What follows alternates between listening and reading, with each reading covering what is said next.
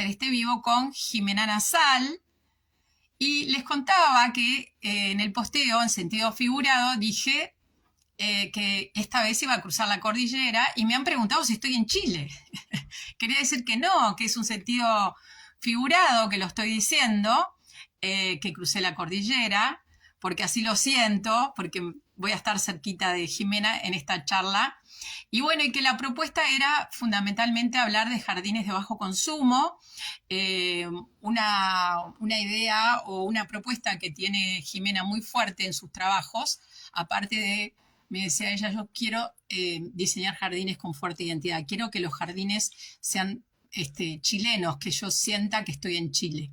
Así que como esos dos motores van a hacer la charla.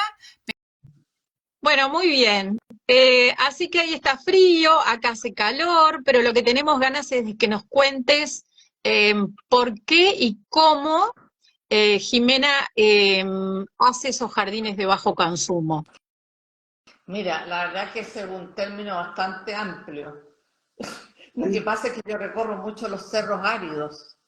Entonces, veo cómo se agrega la vegetación, qué planta le ayuda a la otra, en fin, pero eso es muy difícil replicarlo en jardines, aunque a no ser que sean jardines en cerro y que realmente quieran rehabilitar, que me ha tocado ahora último. Entonces, es un estudio bien acucioso sobre cómo plantar, si usas fertilizantes, siempre me preguntan lo mismo y la verdad que no. Y yo hace muchos años, mi padre me decía, la guerra que viene ahora es por el agua, ¿no? Y así es, en este momento estamos con una sequía enorme y todavía estamos como copiando lo que es el clima europeo, sobre todo los referentes de fuera, de Inglaterra, de Alemania, de todos lados. Entonces, realmente es difícil romper ese esquema porque siempre te dicen, ay, pero yo quiero tanto césped. Sí, está bien, sí, el césped encuentro que es fundamental en un diseño, pero estamos rodeados de cerros por todos lados, color ocre, y todos quieren el verde brillante. Está bien, un poco de verde está muy bien, pero cuesta mucho, además que siempre niegan como el cerro, como que fuera algo ordinario. Entonces hacen una hilera de árboles debajo del cerro, ¿te fijas? Tapan el cerro con una hilera de árboles. Entonces lo primero que tiene que hacer uno es botar árboles e inmediatamente te llenas de enemigos, sobre todo si es un condominio gigante de golf. Eso es complicado. Marcamos árboles y todos se botaron algunos, otros no, y así vamos. Y no se trata de una reconversión, María, completa. No se puede. O sea, esto tiene que ser en un plazo de 10, 15 años cuando un espacio público se pueda transformar. Si no, es una revolución que es difícil de manejar. Sobre todo cuando tú tienes gente poco preparada para las mantenciones de este tipo. Para mantener, decís. Sí. Por eso que hablo de bajo consumo. Ya, esa palabra ya no me gusta mucho, pero me parece que está lloviendo. Pero en el fondo hay que involucrar más en este tipo de paisajismo al cliente. Si no lo involucras, esto va a pérdida. Claro, porque supongo que lo que querés decir es que si el cliente no ayuda, no colabora con la idea, se va a venir toda esa idea abajo, ¿no? Claro, no es solamente colaborar. O sea, me acuerdo que en la universidad yo hacía clases de capacitación obrera en agronomía. Entonces me daba cuenta que no sacaba nada con capacitar a los obreros si el cliente no estaba capacitado. Porque tú llegas, les enseñas, están felices, llegan a su lugar de trabajo y le niegan todas las facilidades que uno les ha enseñado o todas las técnicas, ¿no? Se las vuelven a cambiar a la técnica antigua. Entonces tú dices, bueno, aquí el que tiene que capacitarse es el mandante. Tiene que entender muy bien de qué se trata. Tiene que contratar jardineros que tengan cariño, enseñarles y que no haya una rotación permanente.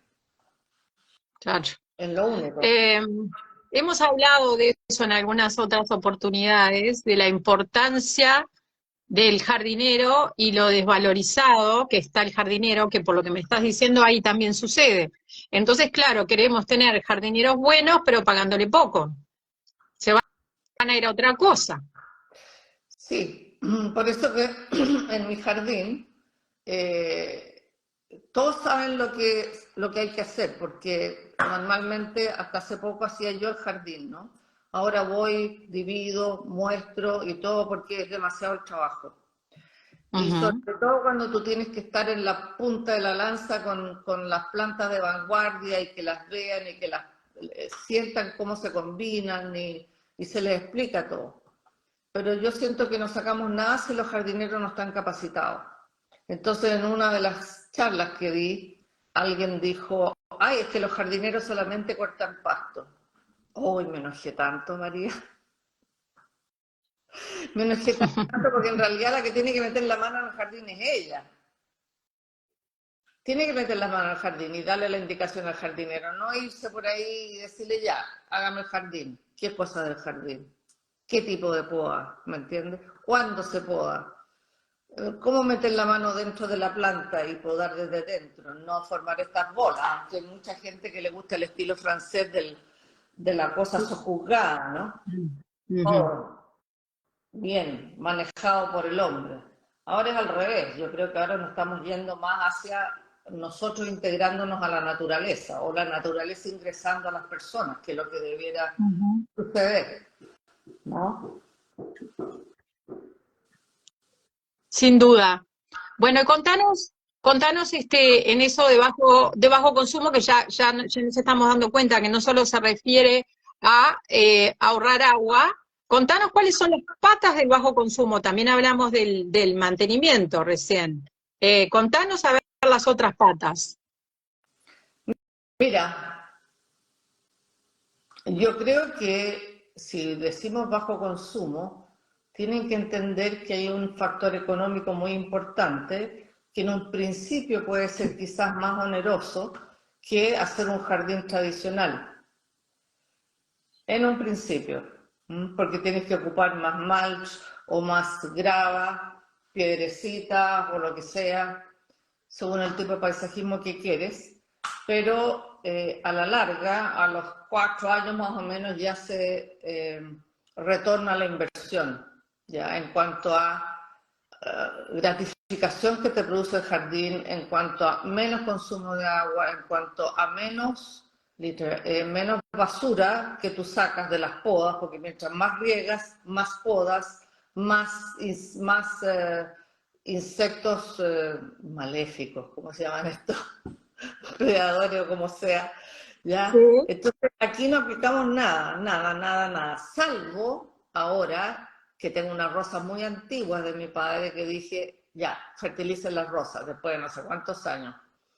Pero aquí no hay plagas, porque en las noches salgo con linterna a matar los naupactus, los burritos, o saco los caracoles, o esa es mi entretención de noche, ¿no?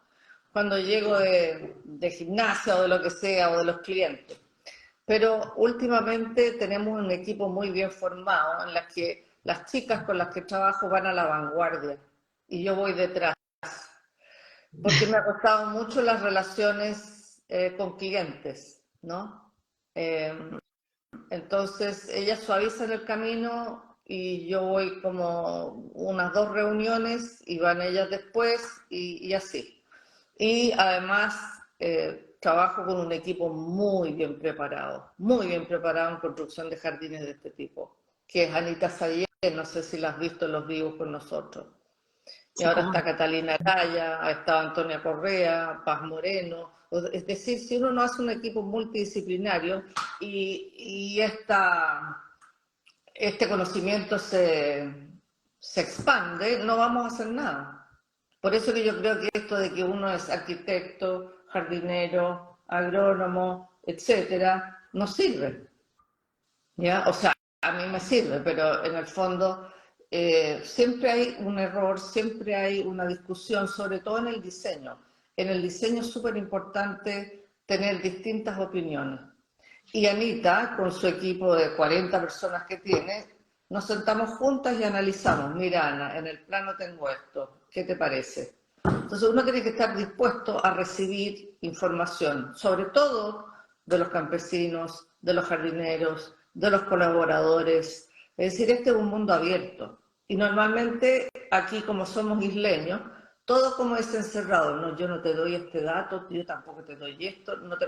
Es una cosa que tú dices, vamos involucionando en vez de evolucionar, ¿no? Entonces, si miran los árboles, las plantas, los cerros no viven tranquilos unos con otros, está todo el sistema más o menos en algún lado tranquilo, o sea, estable, ni siquiera tan estable por el efecto humano, pero donde ves este endemismo, que hay una asociación tan grande y fuerte y unos se ayudan con otros. Es la única manera de ser estable, tanto en el ecosistema humano como en el vegetal. No puede haber un dominante, ¿no? Sacar un Entonces, equilibrio, ¿no? claro, porque a mí me gustaba mucho la ecología, pero la ecología de verdad, no que yo soy ecóloga, porque esa cosa a mí me para los No, pelos, sí. no. Eh, Sino que entendiendo la ecología, entendiendo las interacciones vegetales, uno se da cuenta inmediatamente de las interacciones humanas, ¿no? Es muy comparable. Entonces, aprender a mirar yo creo que es lo que más eh, enseña, mirar las montañas, mirar los desniveles, mirar qué se da en los lugares más erosionados, qué contiene la erosión, qué no, o sea, qué contiene la erosión, que le ponemos roca o qué sé yo, o sencillamente ponemos plantas que inmediatamente contengan la erosión. Son todas cosas que uno tiene que ir dándole vueltas y pensar qué es lo más adecuado. Pero yo creo que la observación es principal, entender. Entender por qué debajo de ese árbol se esconde esta planta chiquitita, ¿no? Entonces, ese concepto de nodrizaje, de quién protege a quién, es muy importante. Entonces, si no tengo nodrizas de planta, lo que hago son nodrizas de rocas. Que aquí ha venido a trabajar también Cristian Carvajal, que es de los micromundos, ojalá lo vieran, que son como él hace estos como rocallas pequeñitas, y cómo hace que imita pero perfectamente cómo cae el agua dentro de una de las plantas, cómo se protege con el calor y cómo va creciendo. Que no hay que fertilizar porque tú ves que los cactus y todas las plantas que ves en los cerros, muchas están en medio de solamente rocas y son capaces de desmineralizar el suelo y absorber los nutrientes. ¿Mm? Entonces, Sin duda. tú vas entendiendo cómo es el sistema vegetal, puedes ir a un jardín y diseñar. Cada día me cuesta más como ir a diseñar un jardín, ¿no? Prefiero mil veces rehabilitar o regenerar cerros o cosas así, porque eso parece que mi papá me decía que parecía cabra de cerro, y es verdad. Me gusta. Siempre quise vivir en las alturas, pero vivo como bajo la cota del río, ¿no? Y eso me tenía muy deprimida, hasta que dije, vuelvo a estudiar. Eh, ¿Y qué? ¿Volviste a estudiar? ¿Y ahí fue que estudiaste paisajismo? Primero estudié licenciatura en química un año, después agronomía en Santiago, después agronomía en la Católica del Paraíso, porque ya tenía 3 hijos, así que decidí ahí donde decidí volver a estudiar. Y de ahí terminé de estudiar, trabajé mucho en fruticultura, en control de maleza y todo, y de repente decía yo, ¿por qué estas plantas están ahí con esa? ¿Por qué siguen una línea? ¿Por qué bajan todas? Dije, ya voy a estudiar el postítulo. Pero aunque estudié el postítulo de arquitectura, en realidad es manejo del paisaje para los agrónomos, aunque lo estudias tú, no te dan herramientas, pero es observar, y por eso que salgo con mucha gente, y además que han venido chicas de Argentina y de Uruguay, Sobre todo tienes un referente muy bueno en Argentina de plantas de bajo consumo y es sencillamente cómo llevo a cabo esto, cómo lo traigo, pero a nivel humano, ¿no? Bien, Cómo traigo lo que veo fuera a nivel humano. Entonces, muchas veces salimos a pasear y todo el mundo mira las flores. Entonces yo digo, primero miren el macro, cuáles son los referentes externos. claro. Con Soledad Llames, tuve el gusto de conocerla, e hicimos exploraciones juntas, y, y fue muy lindo, porque se intercambian conocimientos, cultura, y la verdad que decíamos, sí, qué linda la flor, y sacábamos flor, pero es que ¿dónde está la flor? Cómo se agrega en el espacio? Baja aquí, baja por las grietas, baja por el lado, entonces tú te empiezas a cuestionar. Yo estoy todo el día cuestionando, me parece que no duermo mucho, ¿no? Duermo más bien en las mañanas, así que me costó un poco hoy día, pero... Pero es eso, es la inquietud. Uno tiene que pensar un poco, o sea, la curiosidad es la que es importante, las ganas de aprender. Bien. Pero la gente tiene ganas de aprender y luego quiere saber, eh, tú decís como que la naturaleza es la que te enseña, ¿verdad?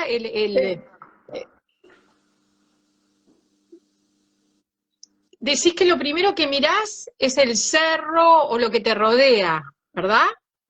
¿Y qué viene después? Mira, según donde estoy, veo los referentes externos y muchas veces visualmente hago líneas, ¿no? Donde se juntan estos puntos tan importantes y ahí empiezo a elaborar de todo lo que hay ahí, ya empiezo a llevarlo a papel en bruto y menos mal que aprendí a AutoCAD, pero después empiezan las ideas, ¿no? ¿Qué si voy a diseñar en recto, en curvo? ¿Qué significa que yo tenga todos estos uniéndose aquí, todos estos puntos importantes uniéndose en un lugar? ¿Qué es lo que hago ahí? Y de repente hago un espejo de agua grande, ¿no? Pero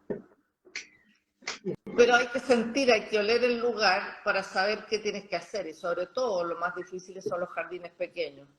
Lo más difícil, porque no tienes mucho referente. El referente es la clienta con sus demandas, pero de alguna manera uno puede hacer algo, ¿no? Hacer un jardín como hacia adentro, no hacia afuera. ¿En Y qué consiste eso? A ver, contanos, ¿en qué consiste hacia adentro? hacia adentro significa que tú te sientes como acogida en un lugar especial, que es tuyo, y como independizarse un poco de toda la jarana que hay afuera, ¿no? Como tener un cobijo, que el jardín sea un cobijo que puedas recorrer, aunque sea Bien. pequeño. Ya eso estamos haciendo ahora con Catherine Heidegger, que también trabajamos juntas. Y, y claro, para mí es importante seguir las líneas de la casa en ese sentido. Y si es totalmente cuadrada y el patio es pequeño, hago en rectángulo y las plantas luego, o sea, hago líneas y luego las plantas van dando esta cosa más orgánica. Hay jardines en los que tú no puedes poner rocas, ni piedras, ni cactus, ¿no? Entonces tienes que eh, cambiar el esquema del sistema de plantación. Y con la misma agua y quizás la mitad, se pueden usar plantas de todos lados.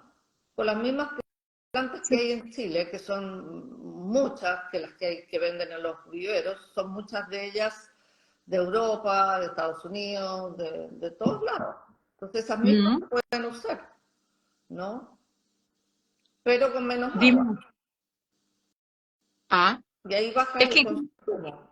en general, no sé por qué, pero creo que es una constante que, que el ser humano tiende a regar mucho más de lo necesario. No sé de dónde viene esa cultura. De estrés.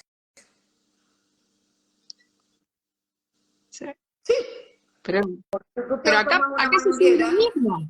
si tomas una manguera, porque claro, tú estás hablándome del riego tecnificado, pero antiguamente la gente mojaba las hojas porque le sacaba el polvo y había mucho menos plagas, pero a la gente le gusta ver húmedo el suelo, húmedo, mojado todo, y las plantas con un crecimiento exuberante, que eso trae que se pudran todas las plantas entre medio, se secan, se forman estas bolas con todo seco. Y en que Dentro vengan muchos, y en que vengan más insectos también, porque cuando hay más humedad es fácilmente, estamos atrayendo plagas en realidad, no insectos, ¿no? Rompemos el equilibrio, me parece a mí. absolutamente, y empiezan a aparecer todas estas conchuelas, no sé cómo las llamas allá, me olvidé el nombre científico, los áfidos y tan felices con estos brotes tiernos, ¿no? Felices. Entonces, si uno baja, es un jardín más fácil de mantener. Esa palabra no me gusta mucho, pero, o sea, parece que no hay muchas palabras que me gusten. Pero no encontramos otra. Pero la planta se expresa como es en su origen, más o menos. O sea, uno tiene que saber exactamente de a dónde es la planta para poder usarla. De a dónde, cuánto crece. Porque de repente vemos que hay pitosporos que en su lugar de origen crecen 1,5 metros y aquí crecen como 5. Entonces, cuando tú les cambias las condiciones de su hábitat natural a su hábitat artificial, tienes que saber cómo manejarla para que no se transforme en un monstruo que no puedes manejar, ¿no? Sí. O sea, yo, la verdad es que todo el dinero que he tenido, o que me ha costado, lo he gastado en viajes, explorando, en todos lados, en el Medio Oeste con Kassenschmidt y Bettina, en Kirguistán con Brian Cabez, ya se me olvidó ya, en Arizona, y ahora hacemos un viaje a California también de pre-tour para ver muchas cosas entretenidas, entre ellas mucha naturaleza. Y han sido muy generosos todos, sí. Jimena, pero tú decías, y no quiero dejar de comentar, que me decías en una charla previa que tampoco podemos imitar así como así a los que están en otros lugares. O sea, vamos, miramos, aprendemos, pero ¿hasta qué punto ustedes pueden imitar las praderas que hace Pita O'Donnell? Qué lindo es él, ¿ah? Me encanta. Lo fui a ver, es muy generoso. No, aquí tenemos un clima mediterráneo semiárido, entonces muy difícil. Allá cae nieve, aquí no. Entonces, al caer nieve, las plantas entran en receso, pero no se ve no se ve el jardín casi. Se ven algunas cabezuelas preciosas con esta escarcha y todo. Acá no, aquí salimos todo el año fuera del jardín y tenemos que tener estructura. En un principio, me acuerdo haber tratado de imitar las praderas. Este suelo es tan virgen, tan lleno de malezas, que es muy difícil, muy difícil. Y además que no tenemos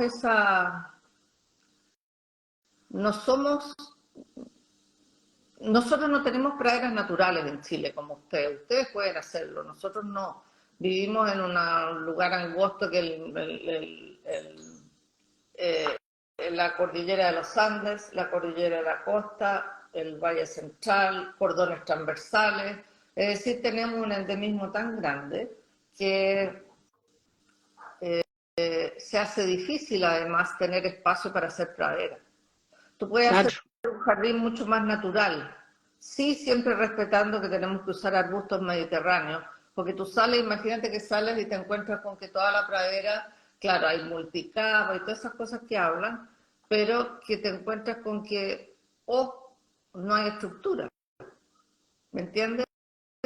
No hay algo que diga ya, a mí me gustan los ágaves, ya, salgo afuera, pero mi cabeza va hacia una lectura especial dentro de las esculturas que son los ágaves en el paisaje. pero no puedo hacer praderas, no puedo, porque si no tendría que regar mucho o, a ver, no sé si regar mucho, pero es muy difícil de mantener en el fondo para nosotros. Porque Sí, es un concepto totalmente nuevo. Me acuerdo que yo quería hacer una pasantía con Cassen Schmidt y James Hitchmond sobre jardines más silvestres, y esto lo podemos hacer. Jardines más silvestres sí, con mucho mayor proporción de gramíneas y de herbáceas que de arbustos, porque antes los jardines eran solamente arbustos y algunos hemerocalis, agapantos, nandinas y todas esas cosas que se pueden usar, pero no conformando un jardín, sino que como puntos de decir, aquí está el hombre, ¿no? Estamos en clima mediterráneo. Y entre medio soltarse las mechas y hacer lo que uno quiera, pero siempre tener algo legible, en mi manera de pensar, ¿no? Pero uso sí, plantas claro. que usan ellos, pero no de esa manera. Uso Bien, mucho el estilo de entre Arizona con California. bien. Contanos un poco porque por ahí están escuchando y no todos tuvimos la suerte de haber ido a California. Yo nunca fui. No, súmate al viaje que vamos a hacer el próximo año. Ahora, nuestro viaje hoy día es muy interesante porque yo no sé qué pasó. Bueno, sí, la gente muy cariñosa nos invitó en un bed and breakfast gratis, maravilloso. Uno ahí está el market, tú dices que no puede ser. Después que nos invitan a comer, después que nos abren Lotusland, después, no sé, así, es todo un mundo, el mundo de los jardineros, ¿no? Tanto aquí como afuera. Ujú. Entonces, uno cree que la gente es, los americanos, los californianos son, no sé, un poco más hippies, pero además son amantes de las plantas. Hay un grupo que se llama los hortisexuals, ¿ya? Que han venido acá varias veces a mi jardín. Entonces ahora vamos a ir para allá, nos van a atender de maravilla y estamos felices, porque realmente tenemos que hacer trabajo. En 8 días tenemos que recorrer desde San Francisco a California. Y California, tú ves todas las reglamentaciones que hay, la cantidad del uso de césped, qué material vegetal están usando, qué hay de nuevo. Hay que ampliar la vista, porque si uno está todo el día diseñando jardines, trabajando con clientes, yo, el psiquiatra, sería millonario. Entonces, uno muchas veces cree que los viajes son caros, pero no es tan así. O sea, realmente los pasajes aéreos, todos, no, ahora están bastante más económicos, y sobre todo que hay una que escapa para el cyber y lo que sea, que yo no entiendo. Entonces, por eso te digo que hay que formar equipos. ¿Y California qué pasa? California han estudiado mucho, mucho sobre sus plantas nativas, mucho. Ujú. Y también les ha costado, no tanto como a nosotros, domesticar sus plantas. Tienen unas variedades de cianotus, de manzanita que se llama no me acuerdo ya. Tienen una variedad de plantas que no tenemos. Y, ¿Tienen y una? ¿Tienen una? ¿Qué dijiste? variedad de plantas Mm, que bien. son capaces de hibridar, de hacer todo lo que no podemos hacer en estos países subdesarrollados como el nuestro, Ah, poco, ¿me entiendes? Aquí no hay dinero tenemos, como para... Jimena, tenemos menos variedad de plantas, tú decís, a disposición, pero en realidad tienen una gran variedad de plantas Chile, porque es un país, el más endémico de América o el El segundo. El segundo. segundo era, ¿no? Sí, pero el endemismo trae consigo un término bastante complicado que es cómo domesticas tú una planta que está acostumbrada a un determinado lugar porque es un hotspot, cómo lo llevas a un Claro. jardín. Yo llevo años experimentando aquí, arreglé mi cocina y todos los escombros los hice un cerro junto con tierra y ahí experimento con todo. Entonces, además... depende de las distintas alturas, depende de tantas cosas una planta que si tú tratas de domesticarla no va a querer. Yo he domesticado una planta por 10 años y recién ahora me he dado cuenta que empieza a dar hijuelos, ¿no? A propagarse un poco. Entonces hay que tener mucha paciencia y eso es lo que pasa con los viveros. En general se dedican a comprar y vender porque todo lo que es experimentación es muy difícil. Creo que hay pocos viveros que experimentan, ¿no? Porque en el fondo si no, no viven. Nosotros aquí somos 3 personas y yo, 4, en las que yo doy las directrices, pero yo lo que me entretiene es traer plantas del cerro y ver cómo se comportan, las hacemos germinar. La señora que dirige el vivero, estoy mirando una torcaza que hay arriba, la señora que dirige el vivero está absolutamente capacitada y me dice, no señor, vamos a tener que hacer esto así, y vamos a estratificar, en fin, o sea, uno tiene que enseñar y ya, que fluya el resto. Contanos un poco qué es lo que haces en el vivero. Algo dijiste, pero el equipo todo, ¿qué hacen en ese vivero que tú tenés que tanto te gusta? Y cuál es como la filosofía de ese vivero, no tanto la forma de trabajar, sino la idea de ese vivero, ¿verdad? Mira, solamente vendemos, cuando te preguntan, solamente vendemos o explicamos que esas plantas no se dan acá o no se dan allá, o que si son invasoras o que si no son invasoras. En el fondo, tener una rigurosidad, sobre todo con el tipo de planta que vendemos. O sea, yo no podría vender una planta en mal estado. Pesco y la dejo en otro lado, o la regla no la botan. Plantas todas que sean muy versátiles, que resistan tanto la humedad como por la falta de agua, ¿no?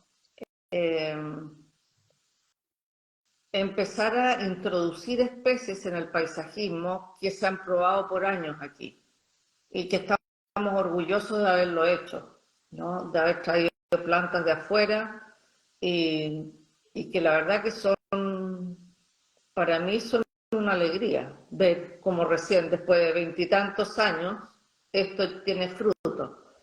Porque claro, yo podría comprar plantas y venderlas, pero ¿qué entusiasmo hay en eso, no?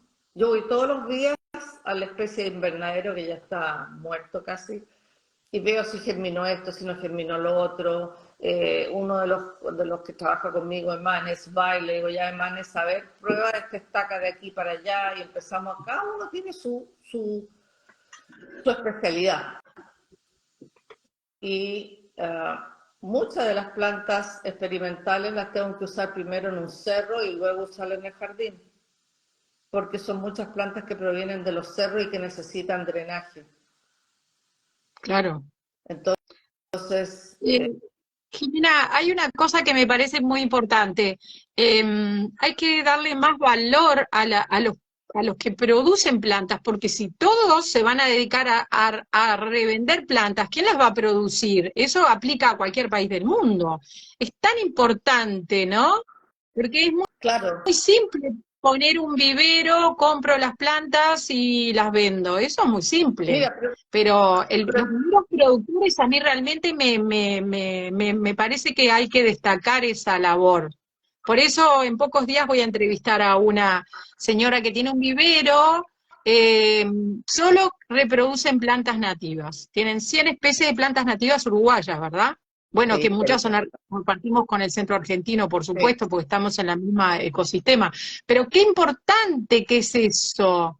Y no porque sean nativas, digo, qué importante que es tener viveros productores, porque la fácil sería revender, pero entonces, no sé, no tendríamos plantas. Imagínate lo que es el vivero silvestre en Mendoza, con Beatriz. O sea, ella ha luchado para poder introducir este tipo de plantas que ha costado mucho, mucho. Es decir, si yo no tuviera una actividad paralela como es el paisajismo, el diseño, las asesorías, no se pagaría el vivero, ¿me entiendes? No vivo del vivero yo, solamente mi espíritu. Qué divina. Contanos que no hemos hablado para ti, que yo sé que usás muchas plantas nativas de ustedes. ¿Cuáles y por qué? O no que las nombres, sino qué tipo de plantas usás y por qué usás, qué tipo de plantas nativas. Ya hablamos un poco de las que son mediterráneas, pero hablemos un poquito de las chilenas. Uh, hay tantas plantas maravillosas. Pero ¿cómo te Cuéntanos. explico sin el nombre? La yagunoa o atutemo son arbustos resistentes maravillosos de una hoja verde brillante que son un poco más para la costa o un poquito más de altura. Después están otras que tú ves bajando por los cerros, que es un color ocre, que da el otoño en los cerros. Nosotros no tenemos plantas caducas, salvo arriba en los notofagos, que son los robles, en la zona central, en altura de 1500, 2000, si no me equivoco. Y, y bueno, esas plantas con la sequía, tú le ves este color ocre de resistencia, ¿no? De que están resistiendo el calor. Y ese es un coyigual, que además sus semillas se explotan. Hay millones de arbustos muy agradecidos que sí están ya a la venta. O las puyas o chaguales, que son mi pasión. Todo lo que son los chaguales, porque tienen tanta utilidad en el sentido que puedes ponerlo en los jardines, en los techos, cuando son estos chaguales pequeños. Las puyas, no sé, cerúleas, no sé si hablar el nombre científico, no sé, no, que me voy a ir a la forma y por qué. Eh, eh, hay muchos arbustos que son de sotobosque, otros son de pleno sol, entonces hay unas que son unas flores maravillosas que uno tiene que pensar que botan la hoja en verano se secan y luego vuelven a rebrotar. ¿Cómo usas eso si la gente no sabe lo que estás plantando? Hay muchas, muchísimas flores, pero no todas las puedes usar. O sea, si no está domesticado el suelo, como una cierta cobertura, que haya una cierta protección, no se puede, salvo los arbustos y los árboles, ¿no? Bien, pero eso no sucede con todas las plantas, Jimena. No, Eso que nos acabas de decir. con todas las plantas nativas no. No, no, no. En general, digo, las plantas no necesitan de ese ecosistema, de un ecosistema para vivir. Es muy, me parece a mí, o a mí me resulta como, como paisajista jardinera, poner las plantas solitas y decir, bueno, arreglátelas. Es que ellas me parece que viven en una comunidad y eso hemos cometido errores, viste que hemos querido ese jardín perfecto, ordenadito. Tú te vas a poner acá y tú acá y tú acá y es muy difícil eso, porque ellas necesitan interactuar y estar en una comodidad. Entonces, ¿qué va a pasar? Va a aparecer el yuyito, ¿no? Porque no van a vivir solas, es casi un imposible. Bueno, hay una cosa común, o sea, un elemento que es bastante fuerte, sobre todo en Argentina, que son las gramíneas ornamentales, ¿no? Que son todas las gramíneas nativas que te ayudan a mantener la humedad. Es toda esta cosa que te da este aire maravilloso de movimiento, de luz. Y todas esas cosas ayudan, ¿no? A formar un ecosistema junto con otras plantas pequeñas. Yo no uso cubresuelos porque el suelo mío es demasiado rico, hay demasiada maleza. Entonces estaría debajo del cubresuelo sacando la maleza. Y hay que recrear exactamente las plantas que son nativas de acá, hay que recrear un poco el ecosistema, no puede ser así nomás. Yo no sé en Uruguay cómo lo haces, pero normalmente hay una comunidad de plantas para que puedan subsistir ellas. Tú no puedes poner una planta que tiene una orientación un poco a la sombra, ponerla inmediatamente al sol, ¿no? Entonces, No. eso requiere que tú lo riegues más. Entonces, yo sencillamente, por eso que está la experimentación. O sea, yo creo que experimentar y cometer errores como cometo montones aquí, y transformo el jardín cada 2 años, es la única manera de ver si esa planta se puede dar ahí o no, qué pasa con su crecimiento, todo. Si no te equivocas en tu jardín, no Es puedes. verdad. Los primeros jardines que hice te aseguro que son bastante perfectibles, pero bueno. Y sí, y sí. Es un poco así, ¿no? Sí, Se hace camino al andar. sí, Eh, Está muy bueno experimentar en nuestro jardín, ¿no? Qué suerte que tenemos la posibilidad de poder experimentar en nuestros jardines. A mí me encanta cuando veo una planta nueva o una planta que nunca usé por algún motivo en un vivero, traérmela dos o tres, porque una sola es poco, sí. o tres o cuatro, y ponerlas en distintas situaciones y ver qué sucede. Y luego de un año que le pasó por todas las estaciones, ahí me animo a usarla, Claro, porque porque entiendo que más o menos la conozco. También después está el suelo, ¿no? no, y las cualidades estéticas, en el fondo, traer una planta nueva a un jardín establecido es complicado. Sí. Porque, claro, porque tú ya tienes un jardín armado y dices, ay, esta me encanta, ¿dónde la pongo? Bueno, ayer estuve en eso, con todas las plantas nuevas del vivero. Es difícil. Replantar es una de las cosas más difíciles que hay, ¿no? Jimena, contanos un poco lo que me hablaste de que te interesaba mucho, que tenés así como una fuerte mirada o haces hincapié en la identidad del jardín. ¿Cómo identidad? ¿Habría un jardín chileno o habría varios jardines chilenos? Contanos. No, hay un jardín tuyo, un jardín mío, un jardín, etcétera. O sea, hay que buscar la identidad dentro de la diversidad, pero sabiendo dónde estás inmersa, ¿no? Tú no puedes hacer un jardín de la zona sur que llueve en 2000 milímetros o mil y tanto en Valdivia y ponerlo acá. Entonces, ¿cuál es nuestra identidad? Entonces parece que a nosotros no nos gusta mucho la identidad ni nos gusta mucho el color ocre, ¿no? Tratamos de ser siempre, como decían ustedes, los ingleses de Sudamérica, pero no, no. Entonces, las plantas, siempre he dicho, sufren un estrés social. Entonces dice, ay no, esta planta es ordinaria, no, ese color café no me gusta, ay, no podemos tener más verde. Yo le digo, anda a recorrer los cerros a ver si es tan verde, ¿no? Jimena, yo estaba pensando, eh, yo siento que, o es una percepción mía, que para mí no hay plantas feas ni plantas lindas, depende de cómo las usemos y dónde las usemos, ¿verdad? Que hay gente que dice, "Ah, esa planta no me gusta". Yo creo que quizás es porque no la viste bien utilizada, porque para mí ninguna planta es fea, no sé si a ti te pasa eso. Absolutamente.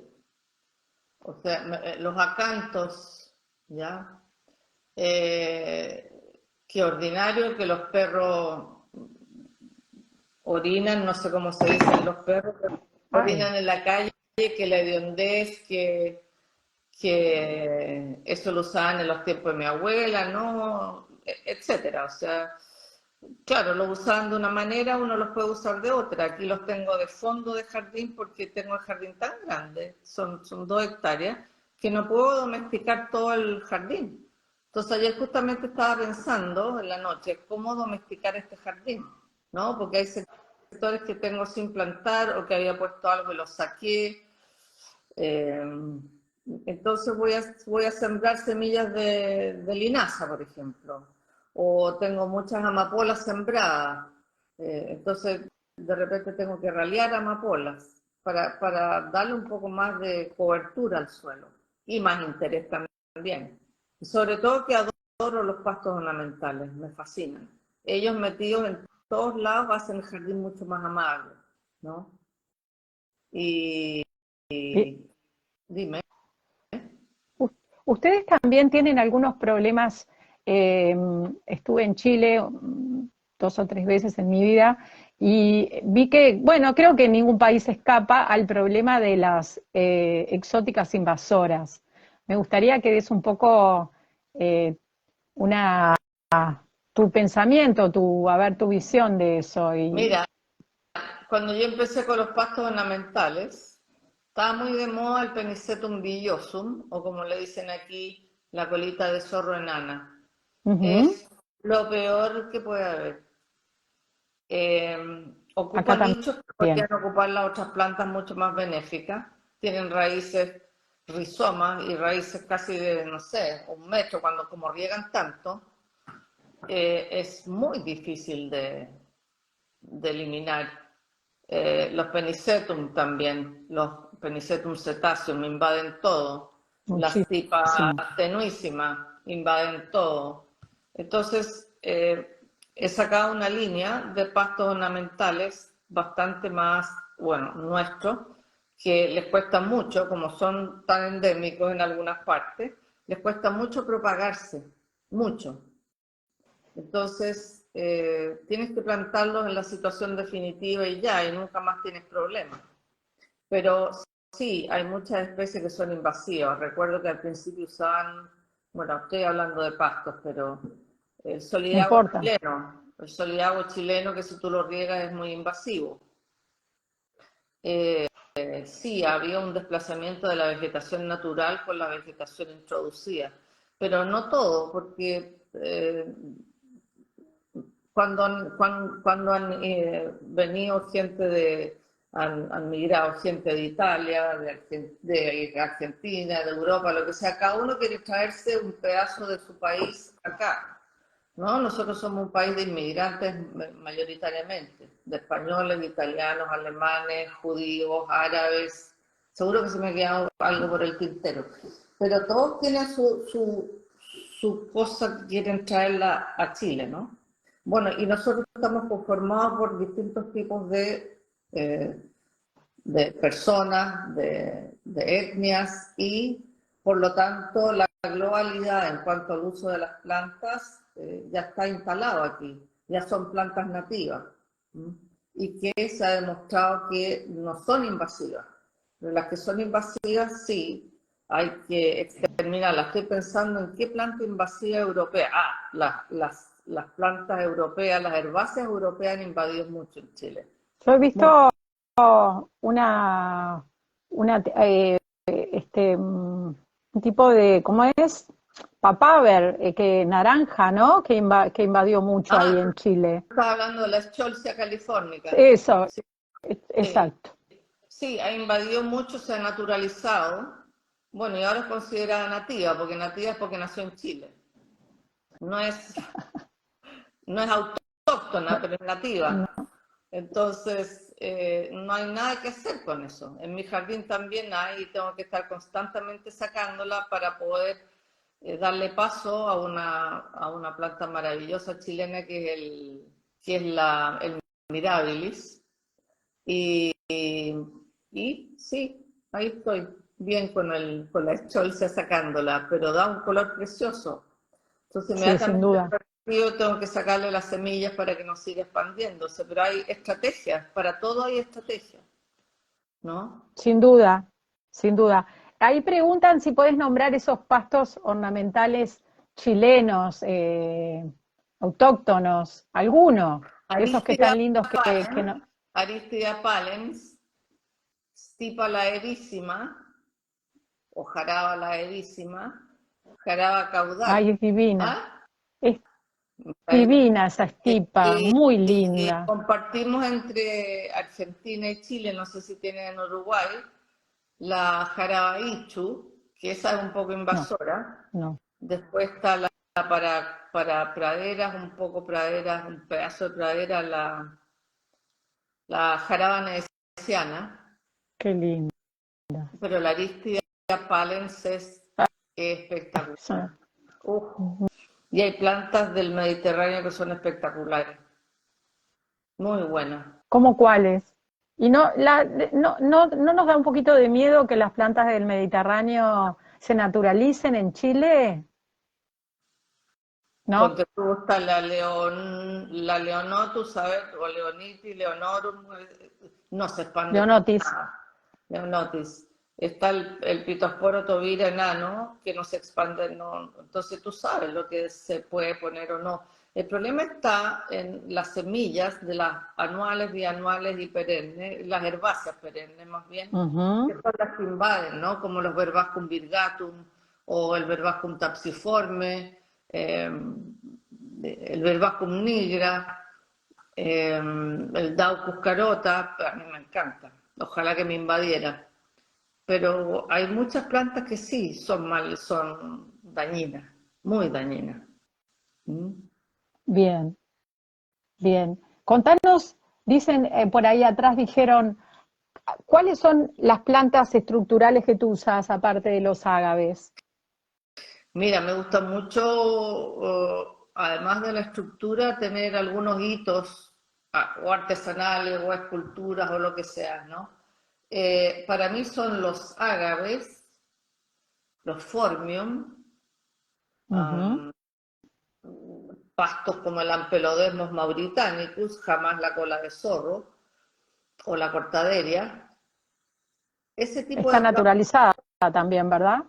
no, sí hay Ah, nativa, pero los jardines con un sí. poco de riego se transforman en una cosa inmanejable. O sea, yo con motosierra muchas veces las quemo, ¿no? Estructurante que estoy recorriendo mi jardín, ¿no? Muchas suculentas, la furcraea, palmeras, son estructurantes que le gustan mucho a los arquitectos, a mí también me gustan, sobre todo Ujú. la palma chilena. Entonces tú vas viendo una secuencia, tú vas leyendo el jardín a través de plantas estructurantes y eso es lo que te lleva en el fondo a sentir que estás caminando con algo que tiene sentido, que hay relación entre una cosa y otra. Igual las rocas, cualquier elemento que sea Claro. sobresaliente o un ágave que tengo precioso, pequeño, ya no es tan pequeño, pero no me ha dado hijos.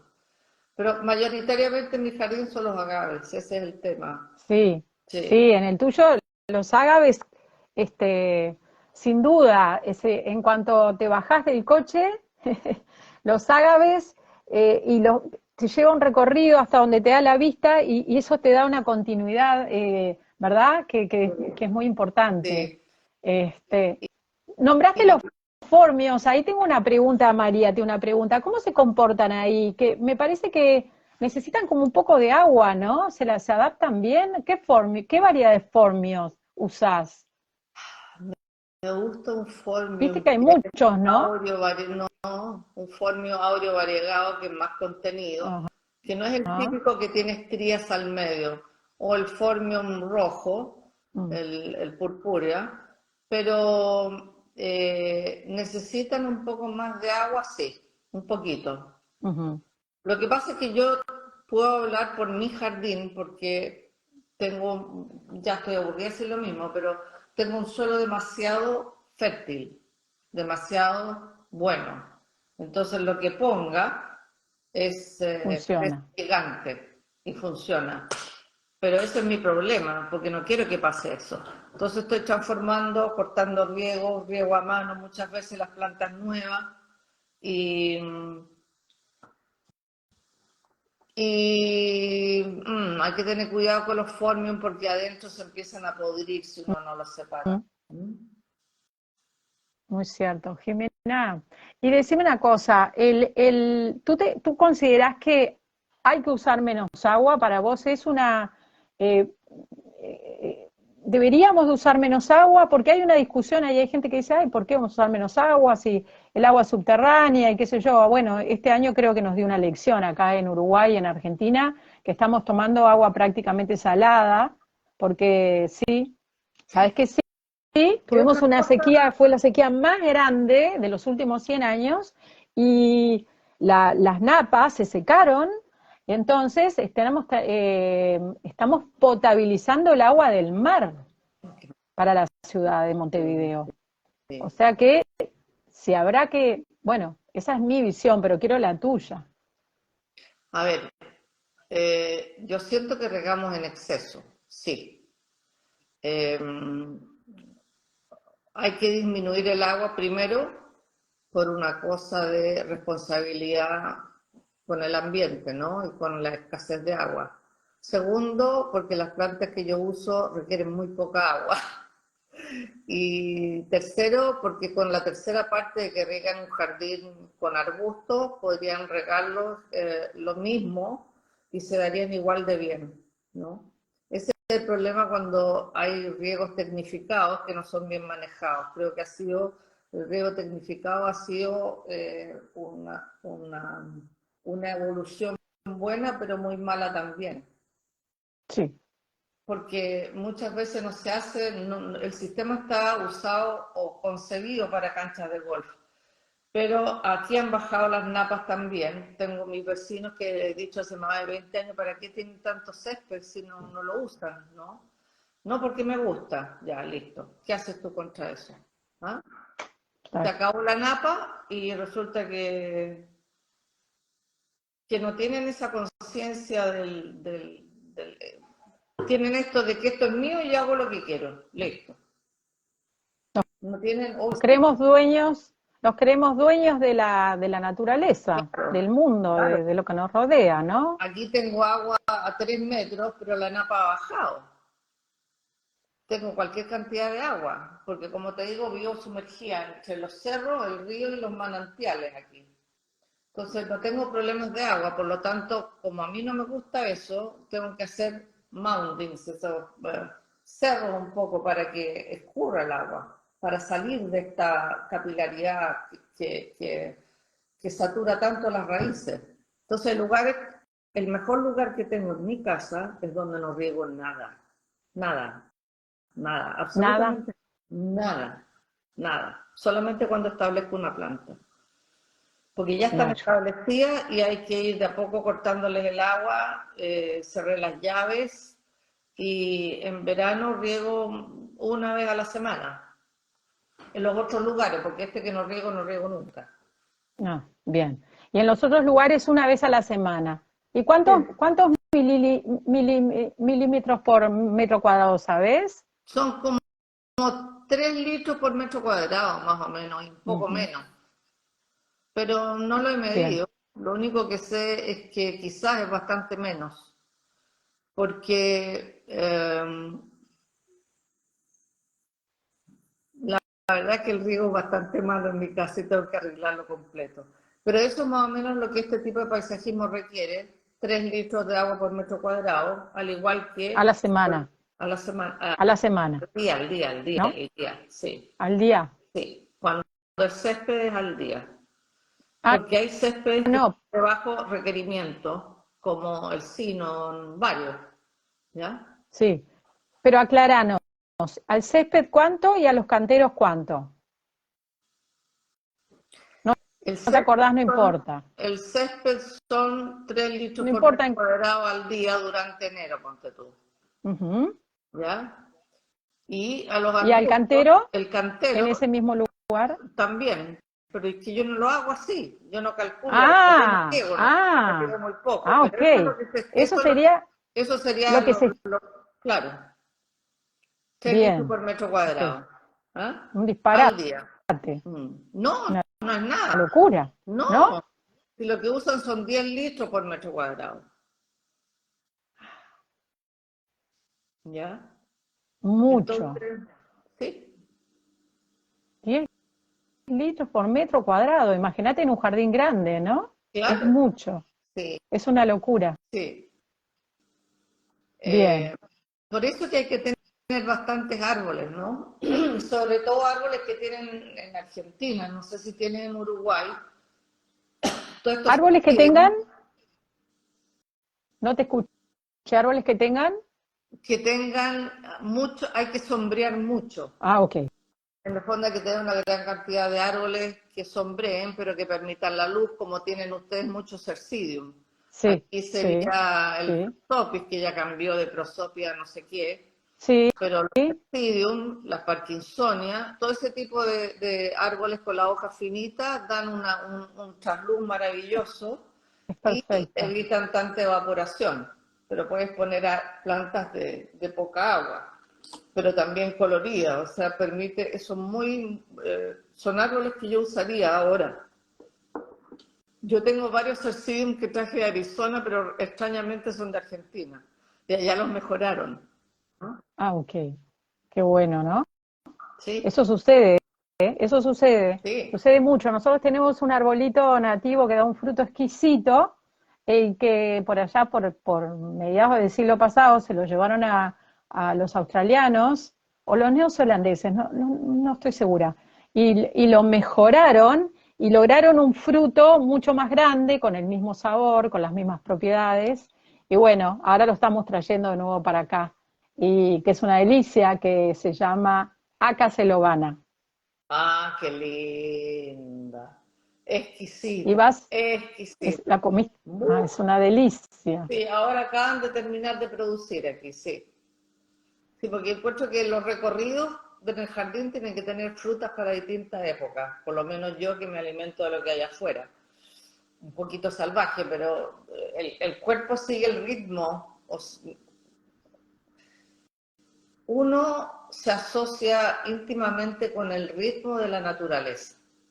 Entonces uno ya sabe cuándo madura la granada, o cuándo tengo naranja, o cuándo los higos, o cuándo estamos en otoño, o cuándo estamos en invierno. Entonces son cosas que nos enseñan, son ritmos de vida que uno puede adquirir mirando la naturaleza, sin tener calendario. Y Es verdad.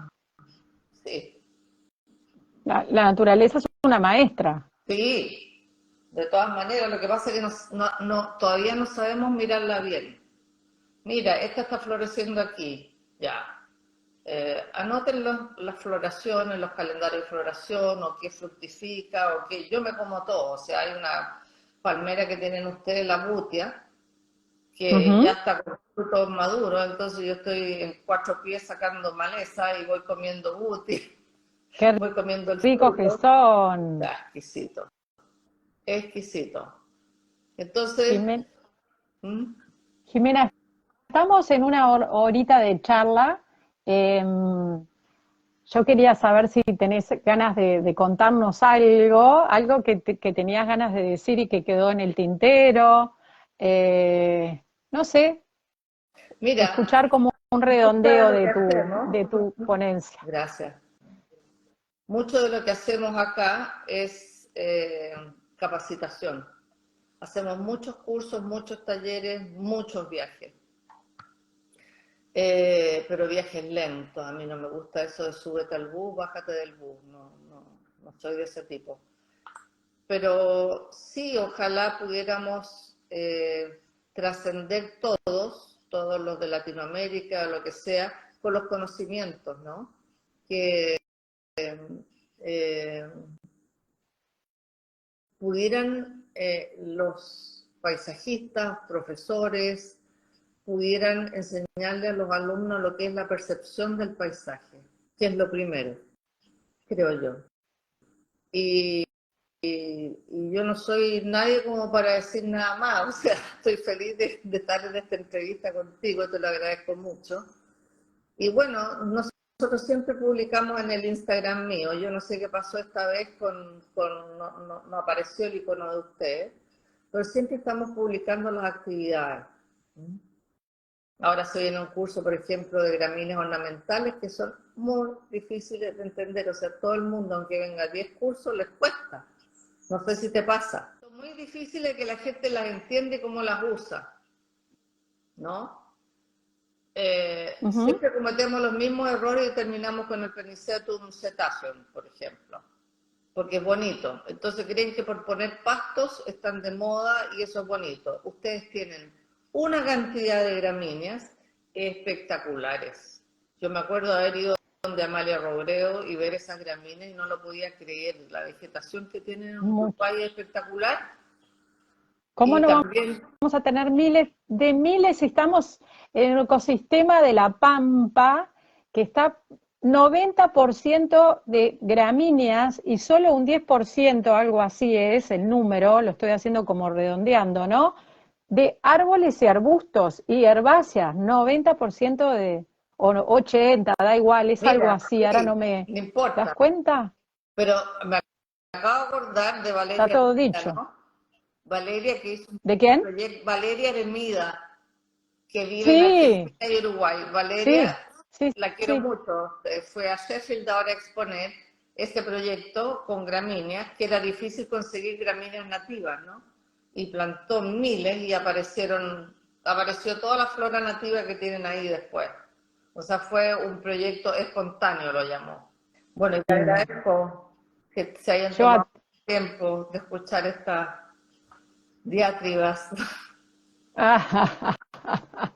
Lindísimo, Jimena. Esto es siempre un hasta pronto, ¿eh? Que Sí, hasta tengas pronto. Que tengas un lindo fin de semana. Gracias por tu tiempo, gracias por estar. Gracias a todos, sí. Muchas gracias.